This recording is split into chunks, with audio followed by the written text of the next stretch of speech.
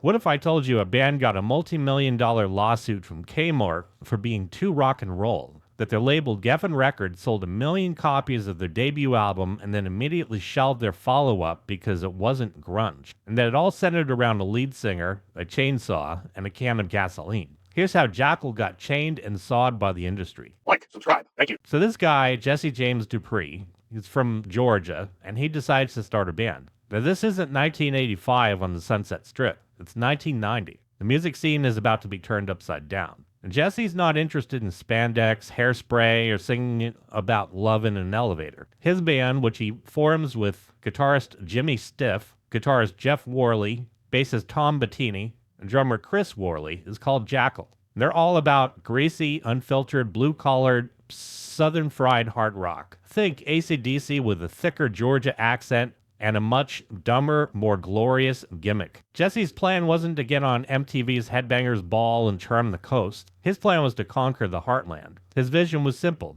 give people a party, play loud, and make it absolutely unforgettable. And he had just the thing to make it memorable: a chainsaw. A real, gas-powered, two-stroke engine chainsaw. And this wasn't some prop that he held up, it was an instrument. The band had a song, The Lumberjack, and it became their show-stopping climax. During the song, Jesse would haul out this massive, roaring chainsaw. He'd rev the engine, microphone picking up the deafening guttural brah, and he'd play it. He'd use the throttle to create a rhythm against the beat. Frickin' genius. He had this wooden bar stool he'd bring out, and he would just absolutely destroy it. Saw the legs off, saw the seat in half, sending wood chips and smoke flying into the crowd. It was loud, obnoxious, crazy, and absolutely brilliant. It was pure, unadulterated rock and roll theater, and people in the clubs just ate it up. He even got an official endorsement from Husqvarna, the chainsaw manufacturer. This was his brand. The raw, unpolished, and frankly dangerous energy gets them noticed. They get a manager, and their demo tape lands on the desk of one of the most powerful men in music, John Kolodner. I mentioned him many times throughout these videos. Kolodner was the A&R guy at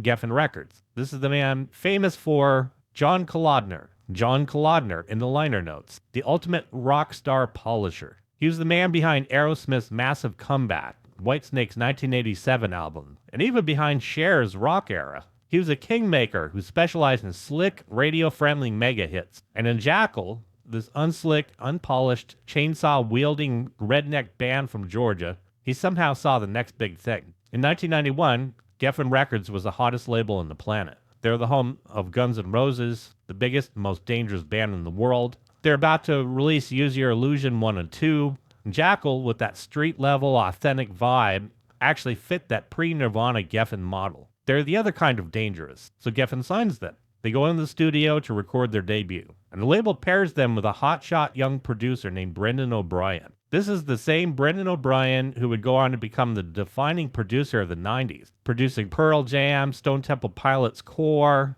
albums for Soundgarden and Rage Against the Machine. But before all that, he produced Jackyl. In August of '92, Jackyl drops their self-titled debut, and it's happening at the worst possible time imaginable. A year earlier, Nirvana's Nevermind, also on Geffen Records, had been released and was now dominating the planet. Grunge had arrived. Seattle had washed away the party rock excess of the 80s with this tidal wave of heroin, flannel, staring at your shoes, existential pain.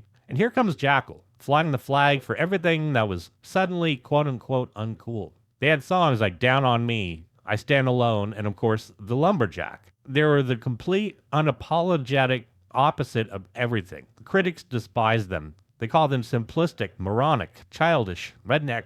They were a joke. But a funny thing happens. The albums start selling, and selling, and selling. While the media elites in New York and Los Angeles are writing think pieces about Pearl Jam, the actual rock fans in the Midwest, South, the Heartland, people who actually buy records at Wal-Mart and Kmart, are buying this Jackyl album. The Lumberjack becomes a massive novelty hit. The band hits the road and refuses to stop. They live in a van. They open for everybody. Play with Aerosmith, Kiss, and their absolute heroes, AC/DC. Angus Young was a fan. They're relentless. They set a Guinness World Record for playing 21 shows in 24 hours. They set another record playing 101 shows in 50 days. They're road dogs, and they're connecting with an audience that the media had declared extinct. And by '93, the album Jackyl is certified platinum. 1 million copies sold. This is all in the middle of the grunge explosion. They're one of the very last hair metal adjacent bands to break through that wall. They had done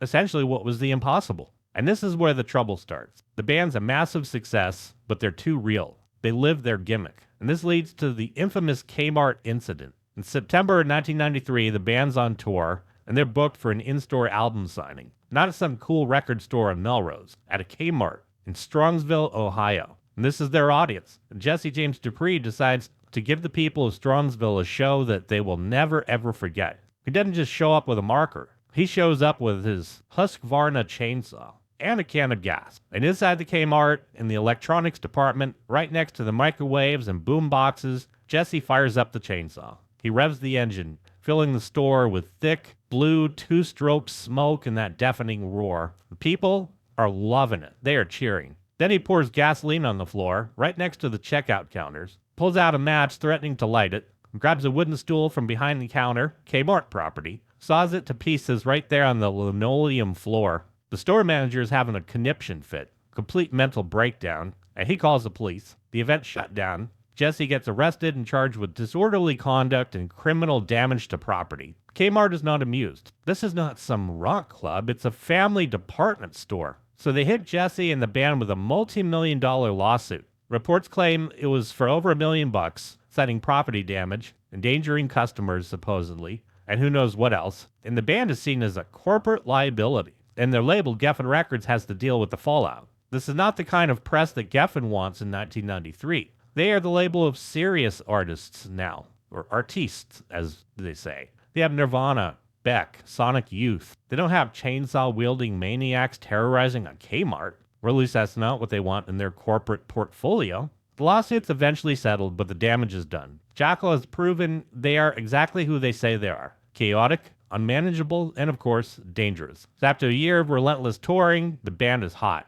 They've got a platinum record, a massive proven fan base, and it's time for the follow-up album. Geffen, seeing that platinum plaque, still decides to invest. They hire another super producer, Bruce Fairbairn. This is the guy who did Bon Jovi's Slippery When Wet and Aerosmith's Pump, and they're spending big money. The band goes in the studio and records Push Comes to Shove. And it's more of the same. More greasy, hook-filled hard rock. Songs like Headed for Destruction and the title track are exactly what the million-plus fans want. It freaking rocks. So they deliver the album to Geffen, expecting another massive push. And Geffen does nothing. It's August of 1994. Now Kurt Cobain is gone. Grunge wasn't just a trend anymore. It was like the sacred, tragic art form. The industry is now completely run by this new guard mentality. And Jackyl is seen as the old guard, the enemy. They represent everything that grunge came to destroy. Fun, partying, loud guitars, obnoxious gimmicks. And Geffen Records, the very label that signed them and made